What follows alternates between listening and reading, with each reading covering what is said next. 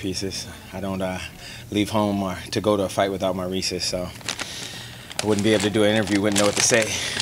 I've been working on Reeses to hit me up. I don't even need sponsorship. I want to tell the truth. I want them to, they downsized their bag since like my 720 knockout. I had this really big jug and then I couldn't find it anywhere, so, you know. So do you always prefer the pieces as opposed to the full peanut butter cup? I like all of them, to be honest, but I prefer the Reeses Pieces for my fight because they're pieces, so everybody can have some. Sharing is caring. Definitely want to get into your fight, but I want to ask you kind of a unique moment over here, right? Not often that you see the wife of your opponent on the way to speak. So can you just talk about, you know, what was said there and why you felt the need to talk to her briefly? Man, I have a wife now. I'm just recently married, 6 months, from Colby, Raymond Daniels.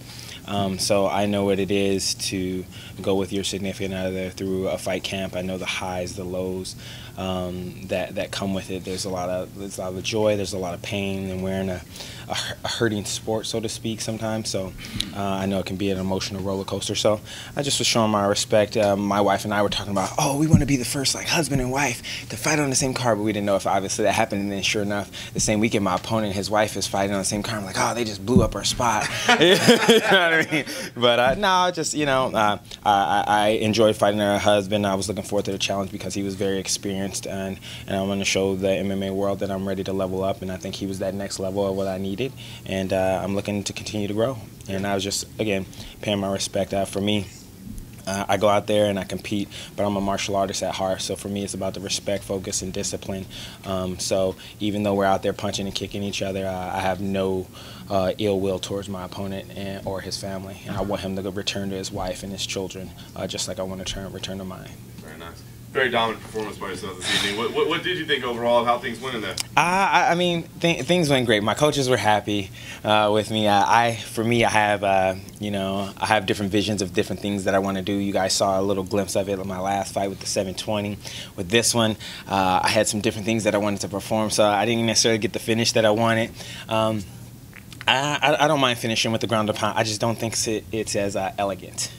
It's not as sophisticated. I'm not able to finish it with my pinky up or something, you know, so to speak. But no, I like to have big finishes, things that'll be heard kind of like around the world. So I wasn't able to get that finish, but I did get the finish, but I was excited about it because I was at least able to show different elements of my game. Yeah. Do you think there was an opportunity to maybe stop it before it was stopped? Yeah, I think he was hurt. He was hurt really early. I hit him and sometimes you're not able to see those as the ref or as the crowd. When you hit somebody with like a good body shot, like it's like their a person's internal organs just erupt, and he's on autopilot, so he's flying, but it's you know, and that shows his toughness and his grit to want to keep continuing, because I hit him with some really strong, clean body shots. My training partners, my man Jay over there was telling, he was like I'm a heavyweight, and he hit me and fractured my forearm with that kick right there, and I was like, and he was like he hit you one time with that. So yeah, people aren't able to see those internal wounds, so to speak.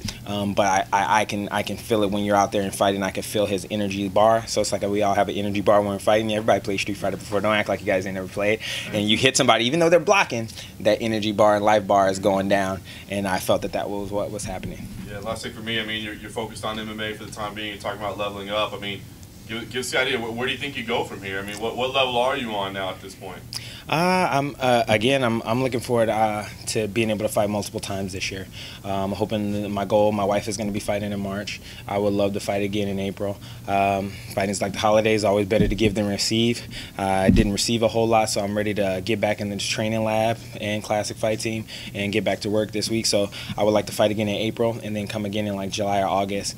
I need to give, I want to level up on my next opponent as well.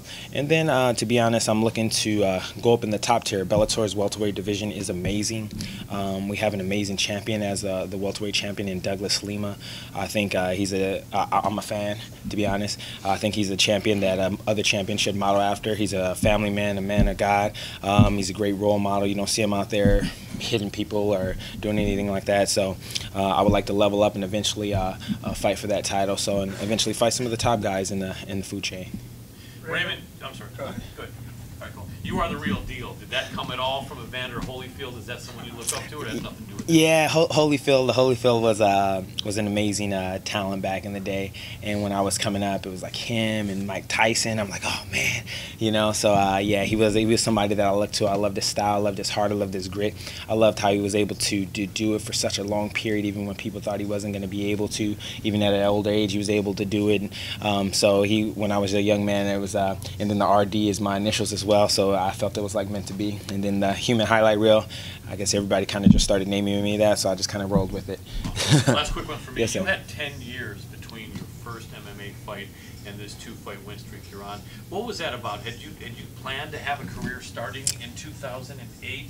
And then also, did you pay attention to MMA in all these years between when you first jumped in? My first one, I was a young man. I had opportunity presented itself, and being a young man, undefeated kickboxer at the time, no one could tell me anything at the time, so to speak. I was young and dumb, as they say, and so I just hopped into an MMA fight with zero wrestling training, zero jiu-jitsu training. I was like, oh, I'm knocking everybody out. Just go knock these guys out too. What's the difference? And I got a rude awakening and taken down, and you don't know what you don't know until you get told. So it was a great experience. I was raising my son at the time. I was a police officer at that time. I ruptured an Achilles tendon at that time. So I had a lot of different things going on in life. I had my own martial arts school as well. That was just there's a time for it, and this is that time for it now. Pretty dominant performance today. When you had Rock fingers on the ground, did you have any inclination to try and grapple and get a submission, or was the game plan always just to strike and then go for the ground and pound? I'm continuously working on my ground game, working on my jiu-jitsu. I work with Joe Murphy. I work with Kit Dell a little bit. I work with Ryan Hall a little bit. So I'm continuously working on evolving my jiu-jitsu. However, I understand that even the best jiu-jitsu people get submitted, because it's a serious and a dangerous game down there. So it's not that I'm not afraid to go down there or anything, but if I'm dominating in one particular field, why should I go and play in someone else's backyard when I can play in mine and I can do what I want there? Plus I don't feel that I'm able, I think it's cool to do the ankle locks and the chokes and stuff like that, but the fans, what they understand is when somebody jumps up in there and spins around 2 times and punches them in the face, they're like, oh, well, what was that? So for me, I like to do things because I have a skill set that many other fighters don't possess, so to speak. So I like to go out and perform some different moves besides finishing on the ground. If that time comes, I will be ready for it, though. Raymond, correct me if I'm wrong, but in the cage, it looked like you kind of backed off, expecting that the ref was just going to say, you know what, it is a wrap, and he wasn't going to get back up. Was that in your mind? Because that's what it looked like from the outside. Well, it took him a while to get back up, to be honest. So, like, I don't know if there's technically a rule, like, because it is MMA and there is ground fighting and stand-up fighting, but like in kickboxing or any type of fighting, if I hit a man and he goes down and he's not able to get back up on his own will immediately, I thought the fight would have been stopped or whatever the case was. That wasn't the case. Obviously, the ref is in there and he's doing his job, and he can't drop my Reeses. He's in there and he's doing his job, and he's calling the fight how he sees, and if he thinks the person's aware. He was. People don't understand that, like, usually people see a person get hit and they get knocked unconscious and it's like, oh, the fight is over. But you can kick someone in the body so hard that they're still conscious, but it is almost next to impossible for them to get up. And he was on the ground. I don't know, I wasn't really like 1, 2 or anything, but it seemed like he was down there for quite some time. Correct me if you mentioned Douglas Lima, but I think after watching that fight, a lot of people are going to be like, hey, what about Daniels MVP? I know you've got experience with him. Is that on your radar possibly? People always compare Mike and I. Mike is a little bit younger than me, so I think he gets his style a little bit from where I come from because we come from the same environment. But he's not necessarily on my radar. People compare us because we both control time and space a little bit really well. I think we're completely different fighters, to be honest. But people see that movement and that distance because we come from a similar background. I don't really necessarily have an interest to fight him off the bat or anything like that. If he had the title, I want to be the best, and that's. If you check my resume, no matter what league I've ever competed in, I've always risen to the top. When I did it in my sport karate days, I did it in WCL with Chuck Norris, I did it in Glory, I did it in Bellator kickboxing, and now I've arrived at Bellator MMA. And if you check my resume, every time I've risen to the top and I've obtained that title, so that's where I plan to go now as well. Were you happy if you're grappling tonight? Because there was actually a bit of grappling. Yeah. And more importantly, were your coaches happy if you're my coaches were, they were like, you got to use some of the stuff we worked on. I was like, yeah, you know. So I mean, I love my coaches. They're super patient with me. They know I'm a workhorse. Don't mind me if my eyes get distracted. My teammate Juan is fighting at the same time right now, so I'm multitasking. But my coaches are very patient with me. They give me the tools that I need in order to make sure I'm able to perform. Each time I'm evolving, so this is the evolution of my game. And it's just the beginning, so everybody's getting to see like a little, you just get just a little taste, like this little bite-sized bag of Reese's. It's not the whole big bag that they used to give me, but when I get that big bag and when I'm able to do it, I'm looking forward to it. So I'm looking forward to continue to grow. Like I said, I want to fight again in April. Then I plan to fight again in July. And then come towards the end of the year, I'll list. I know Bellator doesn't necessarily have a ranking, but I'll do a ranking of who I believe is the top guys here in Bellator.